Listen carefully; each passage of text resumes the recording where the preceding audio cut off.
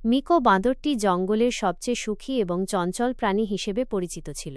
সে অন্য যে কোনো কিছুর চেয়ে কলা খেতে বেশি ভালোবাসত। প্রতিদিন সে এক থোকা কলা সংগ্রহ করে তার ছোট গাছের বাড়িতে জমা করে রাখত। একদিন সকালে মিকো খুব ক্ষুধার্ত বোধ করে ঘুম থেকে উঠল। সে তার কলাগুলোর দিকে হাত বাড়াল, কিন্তু অবাক হয়ে দেখল সেগুলো নেই। ওহ না, কেউ আমার কলাগুলো নিয়ে গেছে!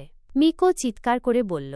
চোরকে খুঁজে বের করার জন্য দৃঢ় প্রতিজ্ঞ হয়ে মিকো ক্লু খুঁজতে শুরু করল।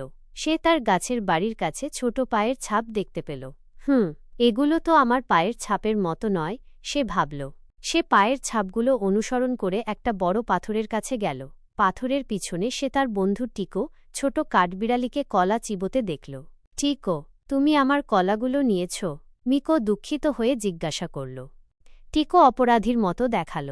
আমি খুব দুঃখিত মিকো, আমি খুব ক্ষুধার্ত ছিলাম এবং কোনো খাবার খুঁজে পাইনি। মিকো কিছুক্ষণ চিন্তা করল।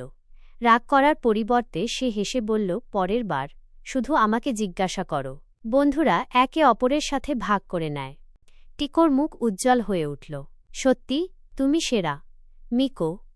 মিকো আর টিকো আনন্দের সাথে কলাগুলো ভাগ করে খেল। সেই দিন থেকে মিকো অতিরিক্ত কলা সংগ্রহ করা নিশ্চিত করত, যাতে সে তার বন্ধুদের সাথে ভাগ করে নিতে পারে। গল্পের নীতি: বন্ধুদের সাথে ভাগ করে নিলে সবাই খুশি হয়। লাইক করুন, শেয়ার করুন এবং সাবস্ক্রাইব করুন। আপনাদের সমর্থন আমার জন্য অনেক মূল্যবান।